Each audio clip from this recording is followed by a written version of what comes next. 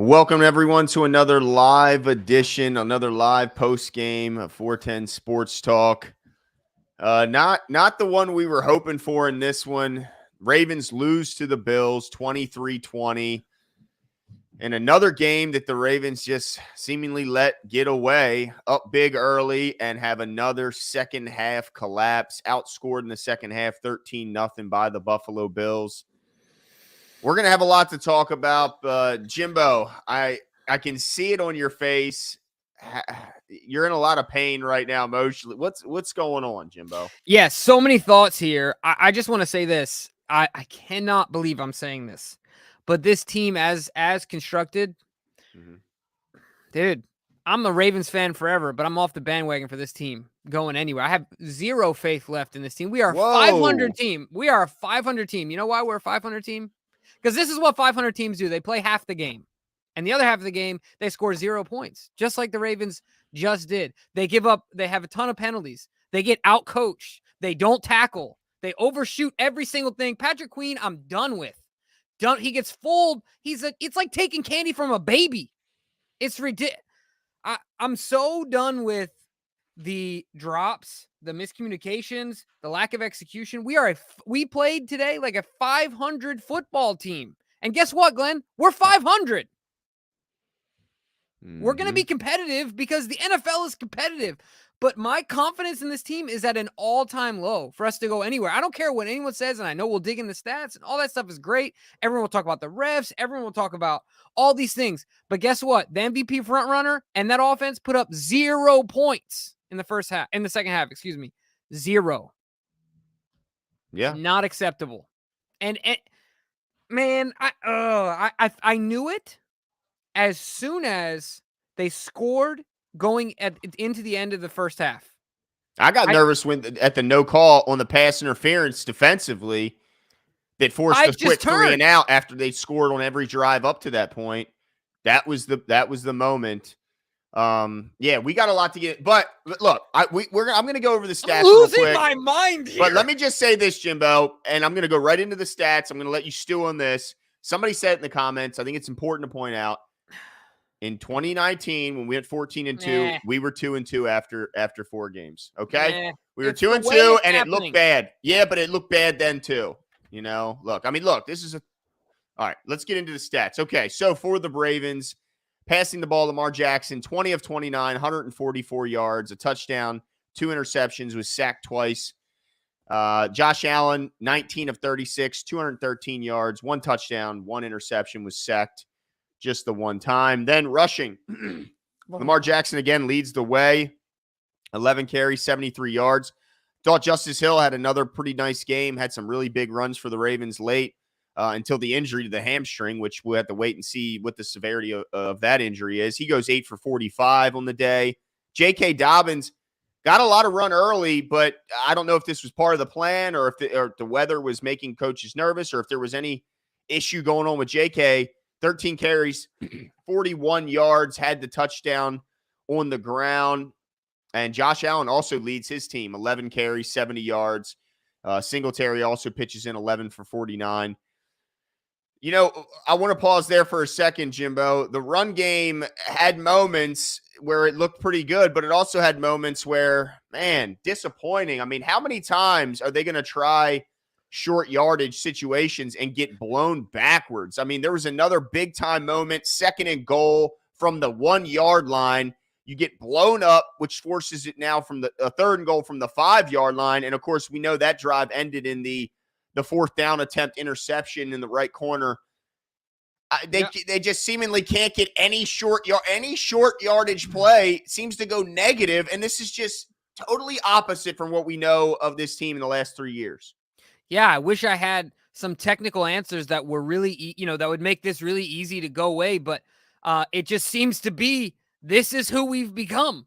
I don't know how I can expect this to turn around so quickly because we're not going to have a new cavalry come in there, right? Like we're not going to have a new unit. Now, I will say maybe this is the first positive thing I've said all day. Like you said, the best thing I can say about the run game is it looked good in spots, in moments. Obviously, it's encouraging to see JK come back and do his thing. And, he didn't have a ton of big runs, but, had the 2 touchdowns. And and still had moments where he looked good. But man, I got to side real quick because I can't even not say this any longer. Can Charles Davis have some pride, please?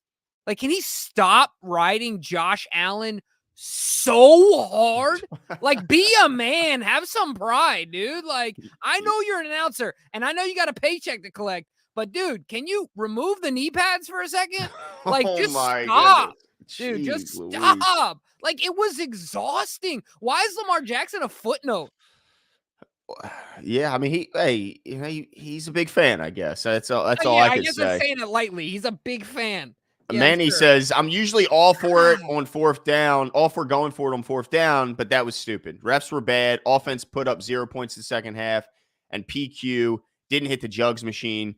Yet again, 2 weeks in a row, we see him drop an interception. Tackle. Yeah, the tackling. I tell you what, I thought the refs were absolutely horrible. Missed so many calls. That the offensive interference on Andrews early was ridiculous. I was expecting to see him coming up and two-hand push a guy. He throws a little wing out there and barely. Come on, that's normal hand fighting. Horrible call.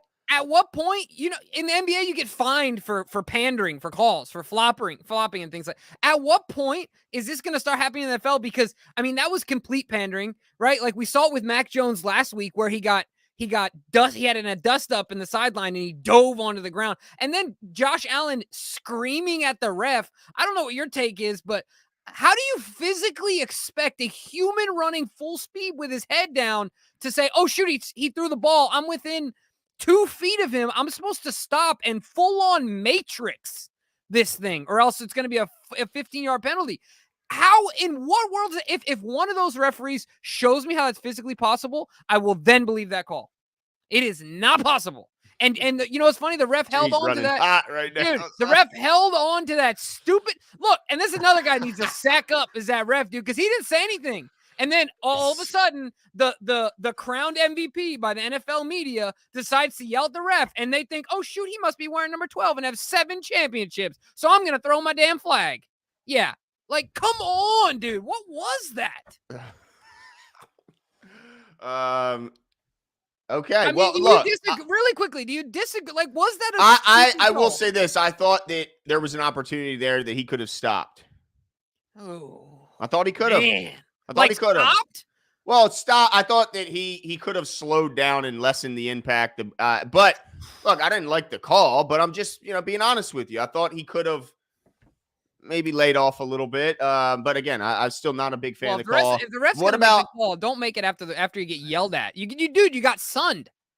Well, he got, but I think that was probably, I don't know. It looked awfully simultaneous. Manny was also questioning the fourth down, but Sean says, look, this is my opinion. I love the fourth down call. It's 3 points. When you're playing guys like Allen, Mahomes, Brady, Herbert, you need a touchdown.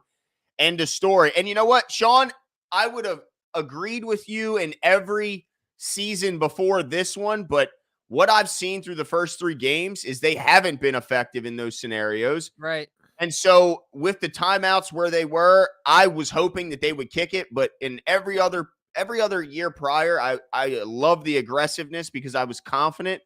Lately, in these situations, they haven't been able to get the job done, and certainly the momentum didn't seem to be quite on their side at that point. So I was hoping for taking the 3, but I would have been certainly nervous giving the ball back to Allen with only a 3-point lead, and this defense that struggled to close out games. Yeah, this is just a tough one for me because we always say this. We go for this and we don't make it look like the village idiot. You go for it, you make it, you look like a genius, right? Like there's no real, but I think I guess I would have to say I agree with you in that, like, everything is trending in the wrong direction. The ability to execute in those moments has been so bad lately, but it's also when you sit back and you put a bit, you close your eyes and you say, okay, fourth down on the goal line, I got Lamar Jackson. Like, how it's so tempting. You know what I mean? That's why I have some grace there, because it's so tempting to just say, screw it. Now, I don't know everything that happened. I mean, I saw the play. I don't know. You can always say they could have run a different play, whatever. Yeah, Duvernay looked open early. Lamar so didn't see him till open, late. dude. He was doing Yeah. jumping jack, like 3-count jumping jacks, but the pressure was also in Lamar's face. So, like, Yeah. he wasn't even in a position where he could just turn around and throw it. He was running for his life. But I got to be honest, if I'm Lamar Jackson right there, I'm not throwing that football. I didn't see what was out in front of him. Well, I'm not he was letting it just go. trying to let his guys get a play, but what he did is give the Bills much better field position when they got the ball back rather than backed up. Now they're on the 20. Shamal says, notice how when Allen gets hit, I think he looks like he's on your side here, Jimbo. Notice when Allen gets hit and starts whining, gets the flag thrown because like he wanted. Refs save Bills and we throw the game. Harbs needs to be evaluated. Shake my head. He's nothing more than a leader of men. Did have another failed challenge today. There's a lot of criticism to go around, but it's so frustrating when they come out with two fantastic go up 14 points scored in the first quarter. They score on their first 4 drives overall, whether it's a field goal or a touchdown, and then the offense goes absolutely silent. I will say this: I'm going to get into some other numbers here, and I want to get your opinion on these guys.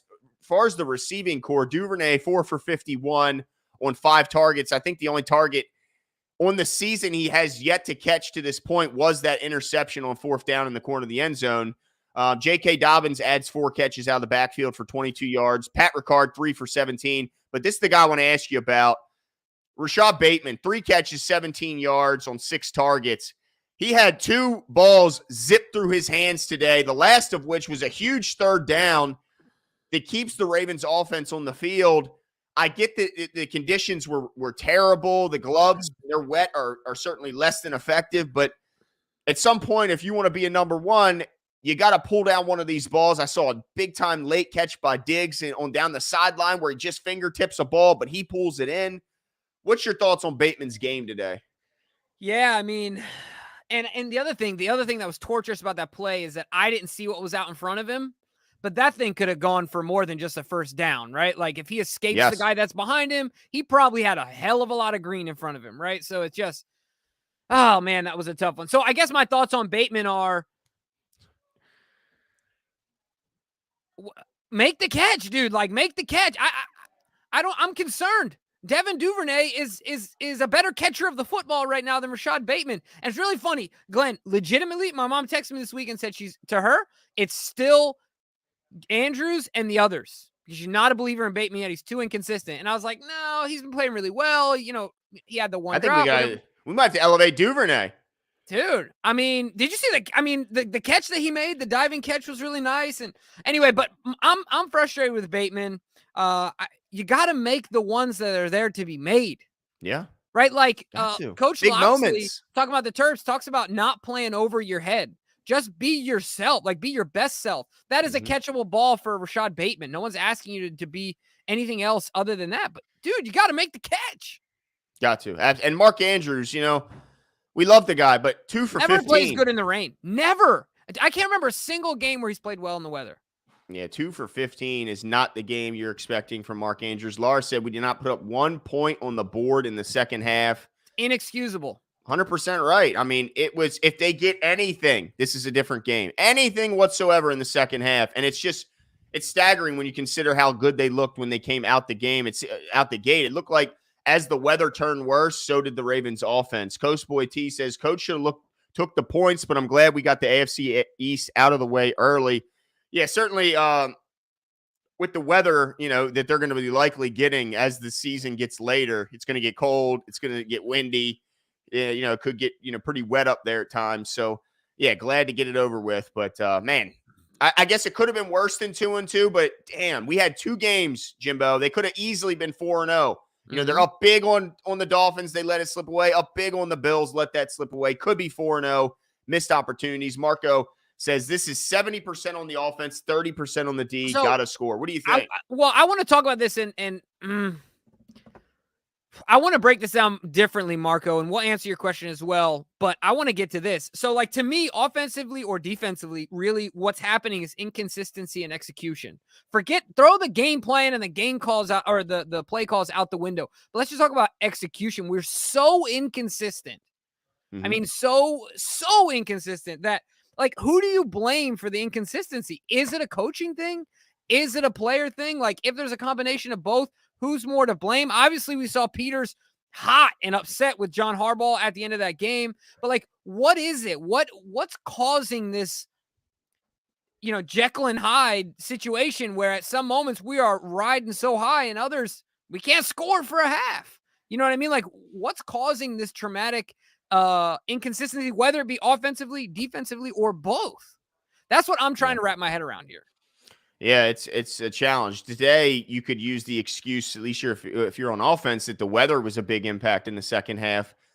But at the same time, I mean, when are you going to stop letting those things be excuses? When you're a team that has a quarterback as talented as this guy, and you should be able to put up at least 1 point in the second half in a big time matchup at home. And now this is 5 games in a row that they've lost at home. A team that prides itself. 4, right? This is the 4th game today. I heard this is the 5th. They've already lost 4 in a row. Yeah, they came into this game on a 4-game slide. Oh, you're right. Yeah. So it's inexcusable. You know how important it is to defend your home turf. You get a 20-3 lead and you fail to close the game out. It's unacceptable. Now, again, refs did no favors, but to his point, when he talked about how this is more on the defense or the offense than the defense, if you tell me before the game, if you told me that they'd hold the Buffalo Bills to 320 total yards, you'd hold them to 4 of 11 on third down, well below their season average, well below. They're talking high 30-some%, mid 30% from a mid 60% on the season. I'll take that. 5 yards per play, an offense like this, I'll take that. Only 21 minutes of possession compared to 38 for the Ravens. They nearly doubled them in time of possession. So, yeah, I can't blame this on the defense, even though I'll admit in the second half they gave up some stuff. But you're leaving them on the – I mean, at some point you gotta get off – you got to get first downs in that second half, and you got to get points ultimately in that last drive. Yeah, I mean, I think if I had to play the blame game, I would give a little bit more to the offense. So when Lamar had I thought it was really funny. This was a relatively humorous moment, or some comedy relief there when the guy that got credited for deflecting a pass, it literally like hit him in the face or the shoulder pad or whatever. All he did was stand, like he didn't make an athletic play to knock the ball down in the air that Lamar Jackson, ended up eventually it was intercepted. He just was there, and Lamar threw the ball at him. Like, good job, dude. But all I'm saying is that after that, we then turned around, and our defense stepped up for the offense, made a stop, and got the ball back. And so that, in that moment, was the opportunity, I thought, where you turn the page, where you go in and you put the nail in the coffin, right? And you say, this is home. We defend home. We're sending you back to Buffalo with a loss. Let's punch it in here. Credit the defense for getting us the ball back, and we end the deal. I think the big moment to me, Jimbo, when I look at this game, and it's the offense, they get the intercept because like you mentioned, the first touchdown, they had to go 4 yards. So that's more the defense than the offense, even though the offense gets the tutty, in my opinion. Right, absolutely. Then they give the field goal, so it's 7-3. Then the offense goes 15 plays, 81 yards, take off 9 minutes. Great drive, fantastic. Then the defense comes out, forces a fumble, and then so before you know it, the Ravens are up 20-3, right? They get a punt. The defense forces a punt. We don't see a lot of punts coming from opposing offenses this year that he punted. Exactly. So we don't see a lot of punting going on here. They force the punt, so they're up 20-3. They get the ball back, and that's to me where we see the change happen in the momentum of this game. And it's the missed call from the refs on the right side on the interference call. We had a penalty on first down on Fa'alele, and ultimately leads to a quick punt. And then the game just seemed like it flipped after that. Spencer says we're an undefeated team with better play calling. That's a tough one for me. I mean, I understand his point. Like, I feel like a lot of teams could say that, though. That's the hard thing, right? Is like the margin between 2-2 and 4-0 is so razor thin in the NFL that, like, especially when you don't execute, it's hard to blame the play calling. Yeah, absolutely. Let's see. JL says Bills don't win that game without the referees, bad plays, bad coaching aside. This is where I can't disagree with him. Like, I think the Ravens, the outcome of this game is potentially over without the roughing the passer. I thought it was a complete makeup call because they said, "Hey, Josh, we got your guy on the when he jumped early. We don't want to put you in too bad of a situation. You know what I mean? Like, we want Yep. you to be the MVP. You're the media darling. So let's give you a makeup call here. You screamed at my guy, so we'll give you what you need. Here you go. Type like, Yep. dude. Man, that one really got under my skin because Lamar Jackson never. I've never seen. I don't know. Correct me if I'm wrong. I've never seen Lamar Jackson turn around and yell at a ref for a roughing the passer, for a late hit, for anything like that. Like, no, he's a respectful guy. I don't think you should be rewarded for berating officials. Yeah. You shouldn't. No. And that seems to be really not just a problem in the NFL, really every Draymond Green sport. cracks me up because he wonders why he gets so many technicals. Because every referee hates you. Yeah. Because you're verbally abusive. Yeah, you imagine being the referee doing his game. I couldn't finish a game. I would just yell at him, get punched in the face by Draymond Green, end up 6 feet in the ground. Yeah, Michael says Harbaugh has gotten full of himself. WTF, man. I don't know about this. I think that maybe some people can point to some stubbornness in that fourth down attempt, and that he just won't kind of lay down a little bit of this aggressive, go for it attitude. He shows confidence in his team, but at some Lamar point, Jackson is the best. He is the straight, Lamar Jackson is the good stuff. If you like football, you like watching Lamar. Imagine being a coach. You're already so addicted to good football that you just think he can do it. No problem. Yeah, you know what I mean? Like, how hard would it be? Like, in John's defense, how hard would it be to say, I'm going to take 8 off the field? That would be so hard for me to do. Yeah. I don't know. That would just be tough. Yeah, Yolanda says if the Ravens do not see the desperate need of a true number one receiver, they're delusional. The fact that other teams surround their quarterbacks with exceptional wide receiver talent is undeniable. Well, that's true, but I will say that they have tried. They've had, they've had multiple first round picks go towards receivers, and then more receivers drafted, I think, since DeCosta took over than any team in the league. They just haven't hit on those receivers. Yeah, Arizona would have been better off paying Christian Kirk. Yeah, than Marquise. Trading for Marquise. I mean, so what is Marquise? You know what I mean? Yeah, you're right. They haven't hit on him, but it's not for a lack of swings. At least Eric can point to that he's certainly tried. And they thought Bateman, and to this point, I think a lot of people have been happy with Rashad Bateman not getting the volume of targets. And the jury's still out. He's still young. For his career. This was a tough game. This was tough conditions. But man, that last third down, Jimbo, I don't care what the conditions are. You got to squeeze that ball. Yeah. No, I'm 100% with you there. Richard, if you have a follow-up to that and you meant to put a comment in there, please do. And DK will try to pick it up. Joshua Hunter says going for it on fourth was extremely risky, but that's not as egregious as not letting your defense know to let them score so your offense gets the ball back. Shake my head. Let's talk about that for a second. Let's talk about the end of the game. There's a bit of charades. It seems to me that everyone on the defense knew to let them score except the Dafe. Yeah, that's what it looked like.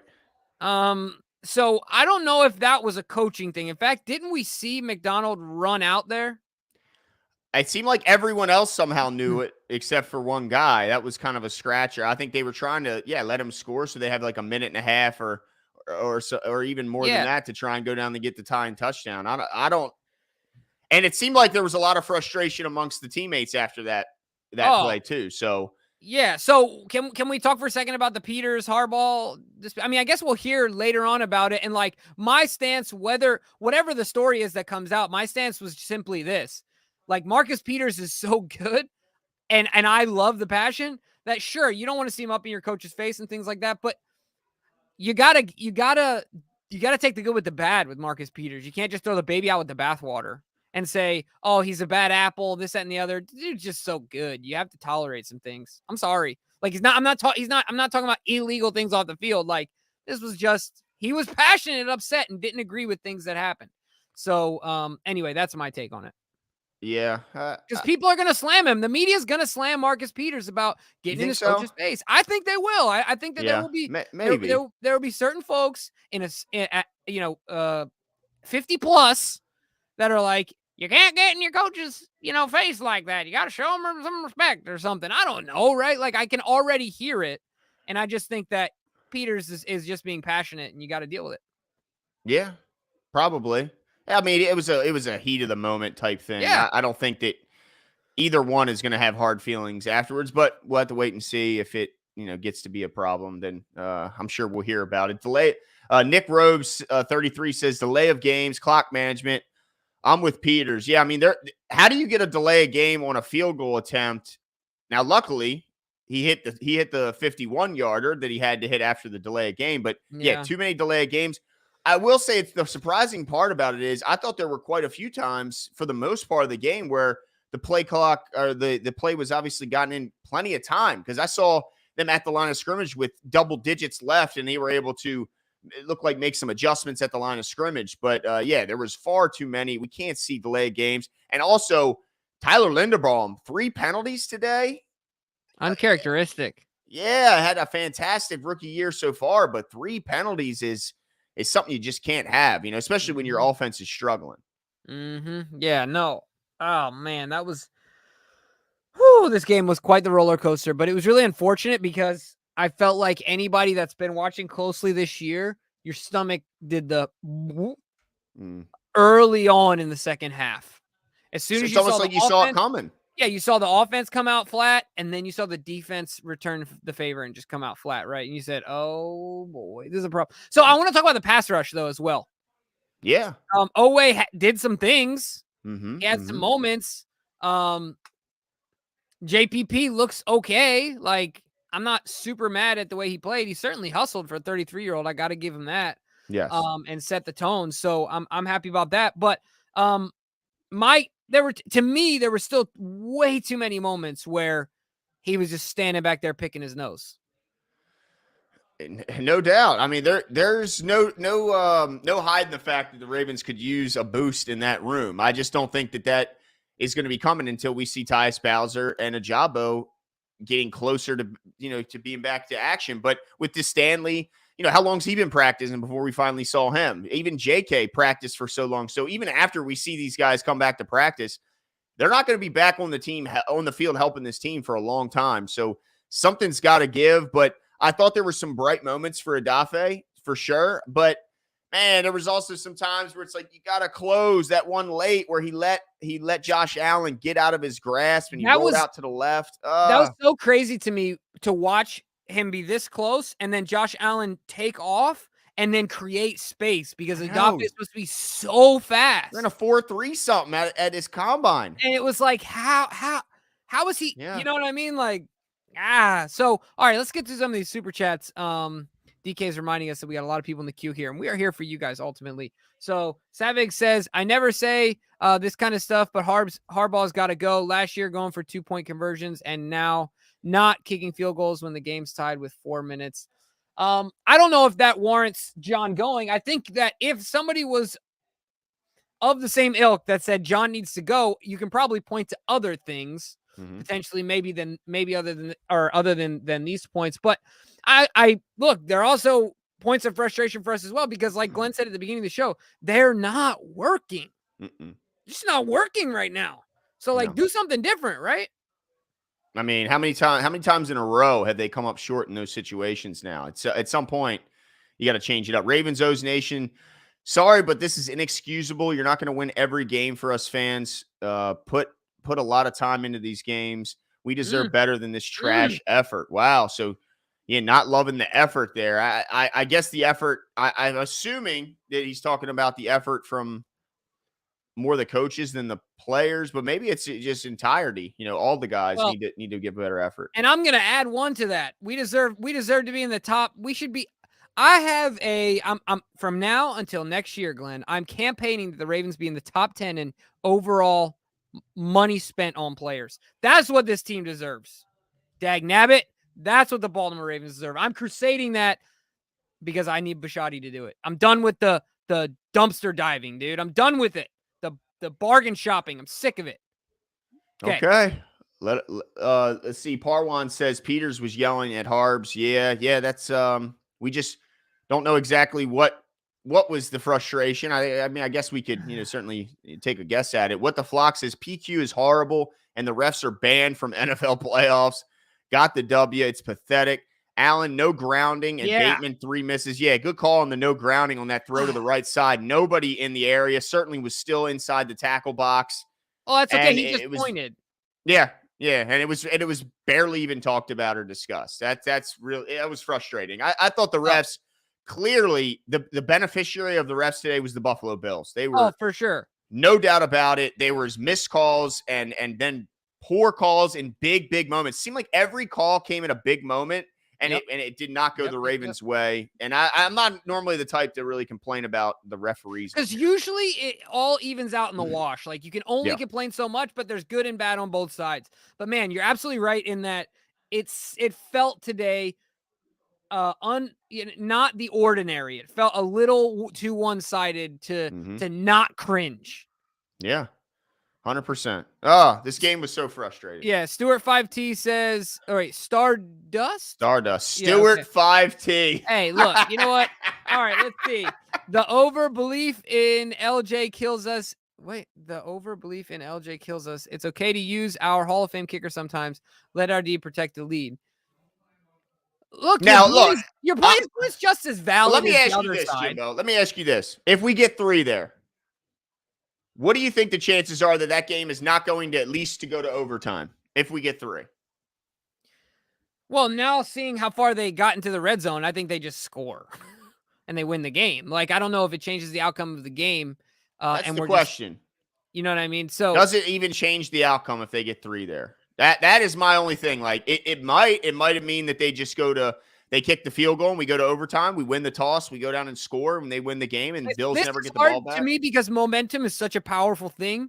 And so if we score 3, then the defense is saying we stop, we win. We stop, we win, instead of saying, oh, shoot. You know what I mean? It's a different dynamic to where you have the momentum of the 3 going into the defense's, as the defense hops on the field, it's like having some wind in your sails. I believe in momentum being a big part of, success in athletics. So I don't know if that does anything there, but there's potential for that. I just don't know how you quantify that either. Yeah. So Sean Pisker says, guys, I love you, but this loss, this loss for his 70% defense. I understand they didn't score in the second half, but they blew a 20-3 lead. That's a good point. Yeah, but Sean, this is a tough one because I also agree with, once again, what you said earlier, Glenn, that like if somebody told you, Sean, that we hold the Bills to 23 points, knowing this offense. Yeah, they average 30 a game. Yeah, and we average 33. So you would think, we're probably going to come out with a win. Right? No, the sucky part is the lead. Ultimately, I agree with you in the sense, Jimbo, if you tell the offensive, if you tell Greg Roman and John Harbaugh, look, you got to score 24 points, you win the game. We're guaranteeing this defense is only giving up 23. They'll sign up for that all day against this Bills team to only give up 23 points. Yeah, absolutely. Ashfield Gaming says defensively can't rush the passer, plus PQ has to go. Let's talk about PQ for a little bit. Yeah. I think it's fair. It's fair and it's determined. I tweeted it. He's a one-trick pony. He's a good blitzer. And only on a straight line. That's it. I don't understand. His analytical skills are non-existent. 3 QB hits, man. 3 QB hits, no sacks, but he did lead the team in QB hits. He can blitz, man. I'll say that. Right. But we saw the moments where, like, if you just slow, I hate to say this, but I don't know another phrase. So if you have a better phrase for this, but if you like slow play it for a second and watch and break something down before you just run a million miles an hour forward. Well, you got to play at different speeds. It's like every wide receiver. You don't run the same speed every time. Watch Lamar Jackson. He hardly gets the full speed when he's running in traffic. You're running in traffic. It's different. Just doesn't have natural feel for the pass rush. He just doesn't seem natural, and he's young in the game.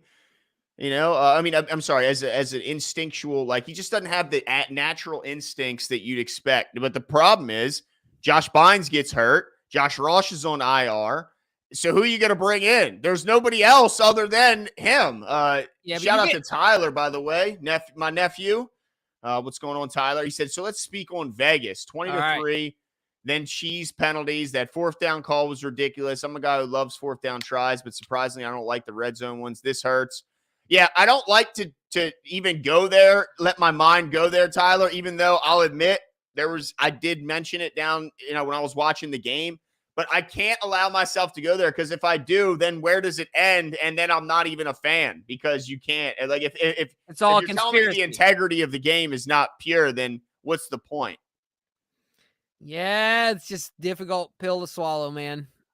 Because when logic is undeniable at certain points, you're like, you know what I mean? You just kind of put your blinders on. Tyler Brooks says, how about that turnover? Oh, this is also your cousin, right? Yeah. I think it's timeout. Oh, yeah, geez whiz. How about that timeout? Lets them take a knee. At the end, how they kind of ran the clock out. Yeah.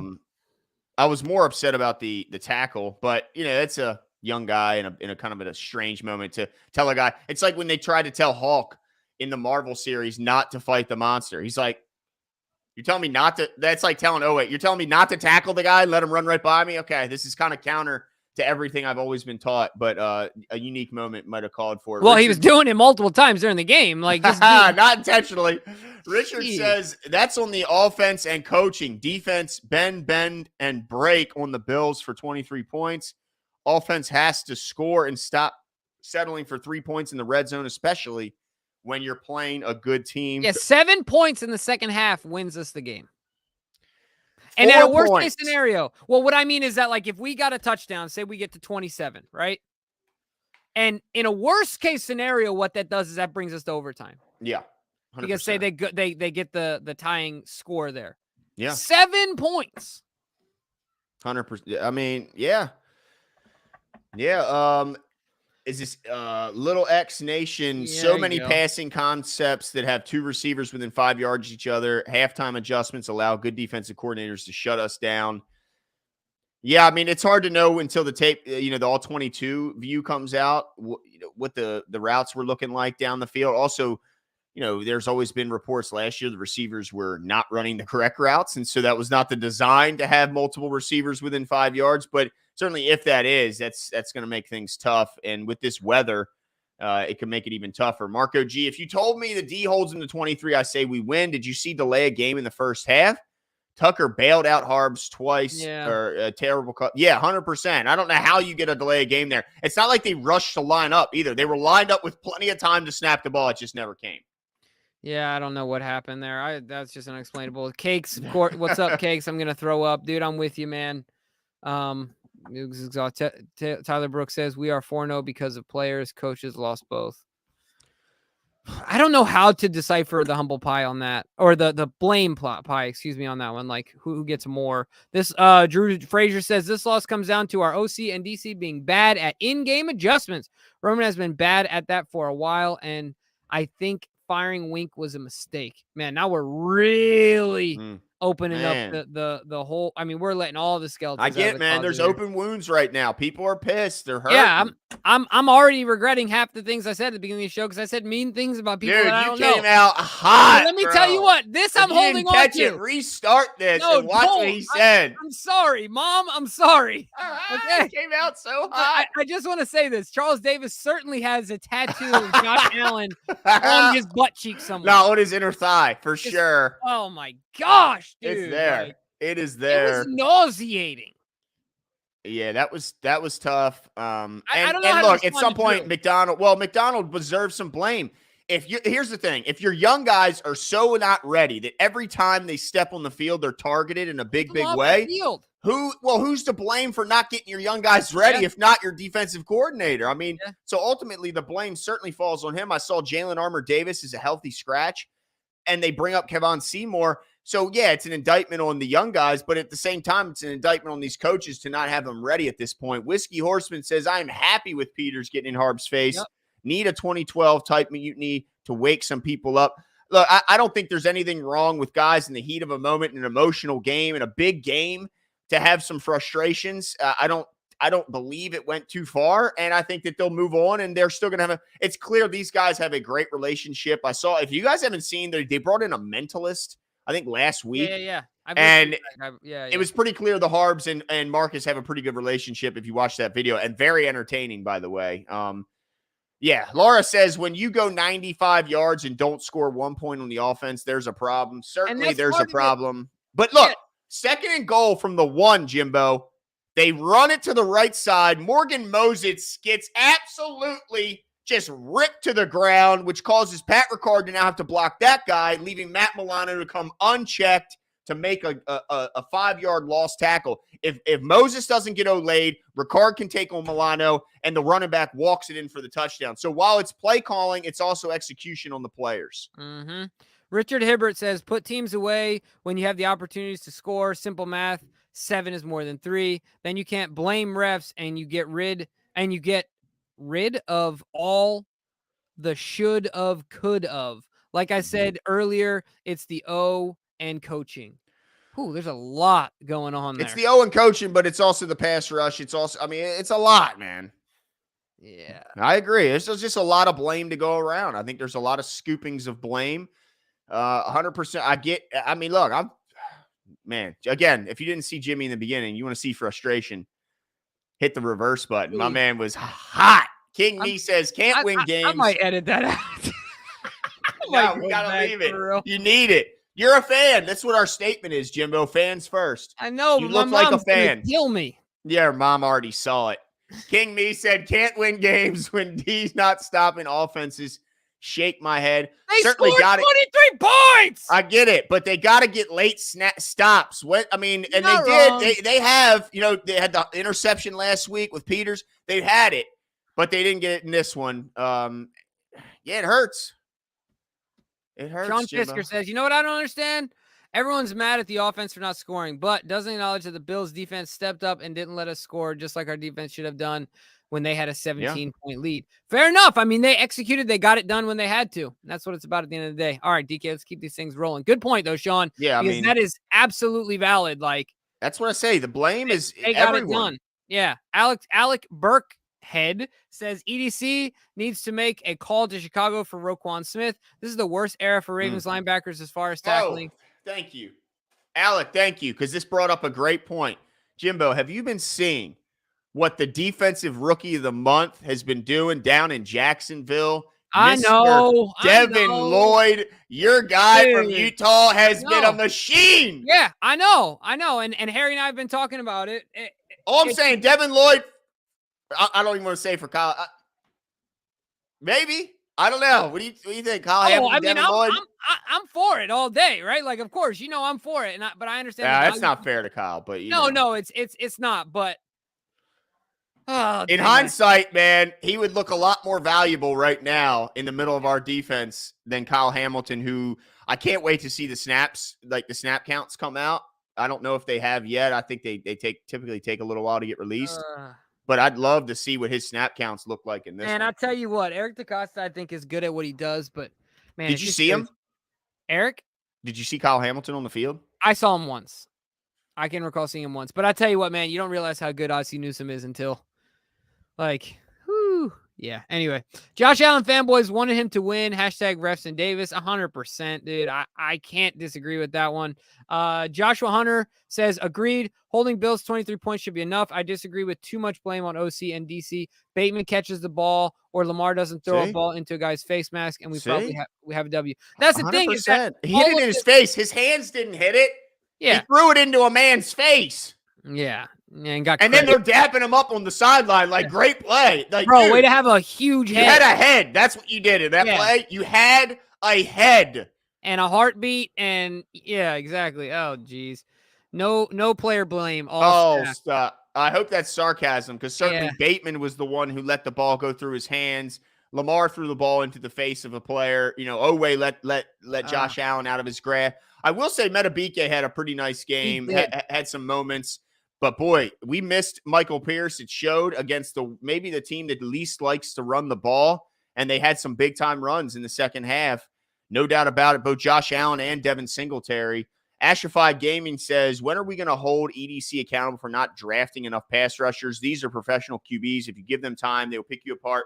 Certainly hard to disagree there. We talked about how good Devin Lloyd would look in place maybe of Kyle Hamilton, even though I feel bad even saying that, but also how good would, Jermaine Johnson, how good would, we saw Gregory Rousseau for the Bills today. How good would some of these guys look helping to rush the passer when we're relying on JPP, who just joined the team? He's playing a ton Yeah, of he's still got a snaps. pot belly, dude. Poor guy's still Yeah, out there like- trying to get in shape. I mean, And he's off- tackling guys 15 yards down hustling, the field. busting his butt, man. Goodness gracious. Like, come on. You saw his stomach just belly breathing like something I've never seen before, Just man. come over here, Jimbo, and look at me after I get done rolling the trash can to the end of the driveway and walking back. You just leaned over, just I need syrup. I need syrup. I need a sugar rush.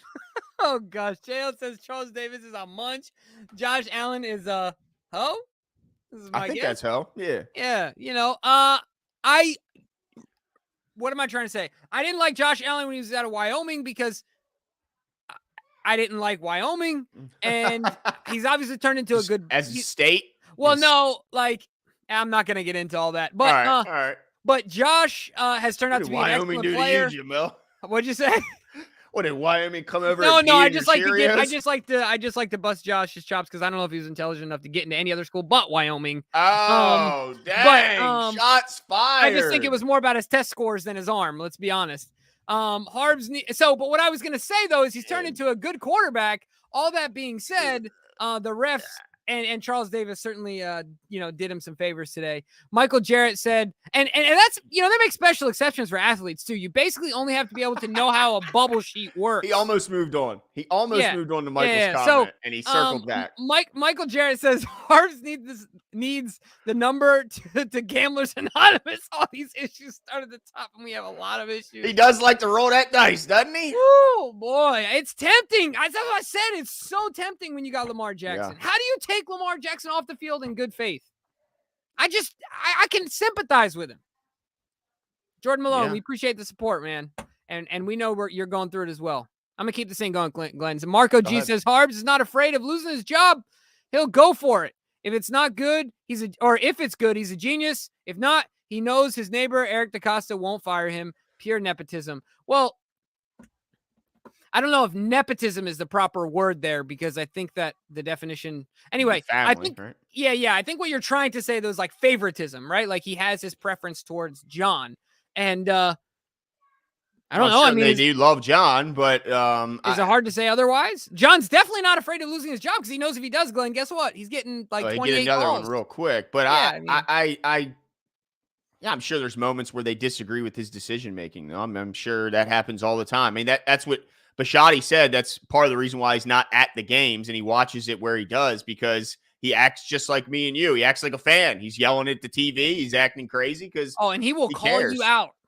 Yeah, and he said when he was at the games, Steve Bisciotti would be too tempted to maybe express his feelings to the coaching staff. He just gets on his phone. Yeah, he just walks down to the sideline. You see him, dude.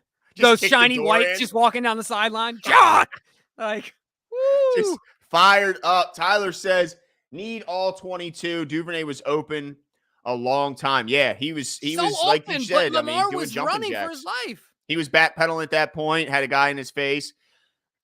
Not a play that I feel like Lamar should make that play because I think he's a great player. So my expectations are high. Fair. And I hope he'd see him, but he didn't see him. He missed him. Ian says you can't he doesn't win have eyes a game. in the back of his head. Well, no, but the guy, he wasn't behind him. No, well, when he was running, when Duvernay broke open, Lamar had turned his shoulder and was running this way, the very opposite of Duvernay. He wasn't at a point. Right. I know, but Lamar was not running that way. Well, he wasn't running left. Lamar couldn't. I'm telling you, he wasn't in his vantage point at that moment. Backpedaling. He was running laterally. Don't give him excuses. Go check it out. I promise. Don't give him excuses. The only reason. All right. Ian says you can't win the game if your O scores 0 in the second. Yeah, 100%. I mean, this is on both. Everyone gets a share of this blame pie. You can't go look so fantastic, score on all 4 of your first possessions, and then go zeros the rest of it. You got 10 possessions in this game, same as the Bills. That's ultimately, and you score on 4 of them. You got to do better than that. Tyler says Vegas. I don't want it to be true. I hear you. One guy is right. Ravens love nepotism. Favoritism is the proper Actually, word. they don't. accept nepotism, and that's why Dean Pease moved on from here, because he wanted to get his sign son his son to his coaching staff. They didn't allow it. He goes to Tennessee. The Titans did allow it, and he was on their staff. So speaking of nepotism, they don't allow nepotism. Look at New England, right? And as some humor to this, homeboy's been eating a little too many burgers. You see how big his son? You see how big homeboy's getting? Dude, he's looking more and more like his dad. It's hilarious. Yeah, like but his dad might run a faster mile at this point. I mean, boy is looking. Yeah, big. He looks like a combination of his dad and Matt Patricia. And that's not two guys you want to look like a combination of. Ashify Gaming says, hot take, Duve might be our best receiver. It's hard to argue. He has one target in which he did not catch the ball, and that was on the interception on 4th down, which I think we can all agree he had very little chance of coming away with that ball. So, yeah, I mean, the guy he seems to make adjustments, like the early play to Bateman where the ball was thrown slightly behind him.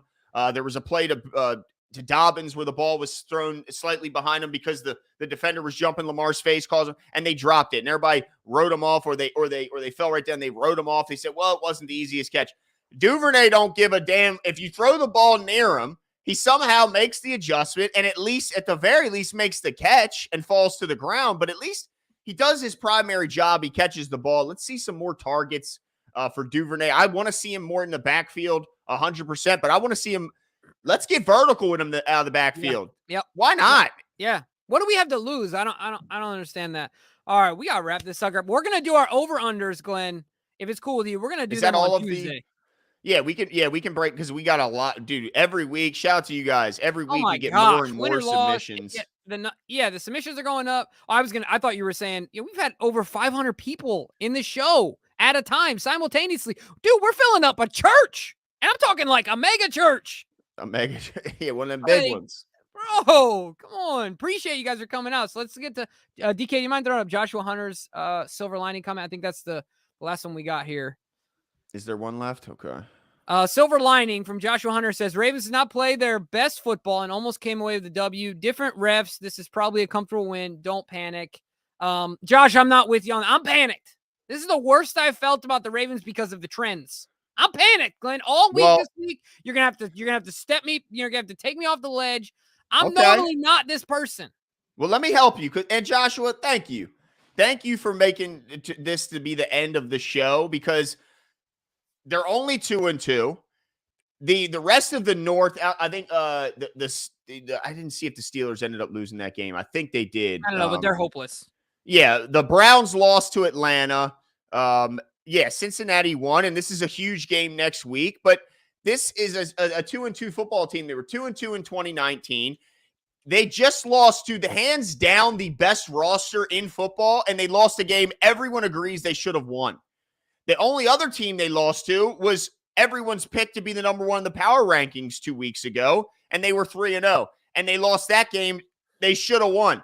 So I think that even though it hurts to lose in the style of which they lost, I think the silver lining, like Joshua says, is the fact that they lost to the teams that most consider to be the best in the league, and they lost in a fashion in which we all agree they should not have done, and I don't think those teams could count on happening again. So if we face either the Bills or the Dolphins in the playoffs, I'm going to feel good about it. I'm going to feel better about facing the Bills next time than I did about facing them this time, because the Ravens showed it's in them to go out and get up a big lead, and I think next time they hold on to that lead. You see this, Glenn? Will you see this, Glenn? Beep, beep. Hey! We got life! It's still slow. I'm hanging on by a thread, man. Yes. All right, Jay says you can't blame the offense. As a defense, you're up 20 and get killed on screenplays and quarterback runs. It's not like Josh picked them apart. Yeah, for sure. I mean, there were a few moments where Josh definitely did his wheeling and dealing, but a lot of it was improvised stuff and dinky-dunky type plays. So, but all that being said, you can still blame the offense putting up 0 points in the second half. I think that's plenty fair. Got to put up points on the offense in the NFL. Last one. I'm panicked. This is bad. Bad, man. Bad. So, I'm here. I'm right here. I'm hanging on, and I appreciate you guys for coming out. But we're going to break down more about this game. We're going to dig in deep. We're going to talk about it on Tuesday. This coming week, Glenn and I are going to be at the bank going up against the Bengals. Yeah. I saw some Bengals in the chat talking trash, and I cannot wait to talk See about me at the bank. That's right. Come on. I'm going to be there. Yeah, I tell you what, I'm probably most embarrassed because when I was running this morning, I promise you I talked trash to at least 25 Bills fans. And now, you know what? You can't be mad at Bills fans. They're passionate, but they're cool at the same time. Yeah, fair enough. Well, I hope that they're probably thinking about me laughing at this point. But you know what? It's okay. We'll take the L and hopefully see them again in the playoffs. But appreciate you guys coming out. Had an absolute blast. Shout out to all of you guys. There's thousands of you guys in attendance at maybe not simultaneously, but at one point or another. So thank you so much. Yeah, Glenn? absolutely. This was an absolute blast, and we'll see you on Tuesday.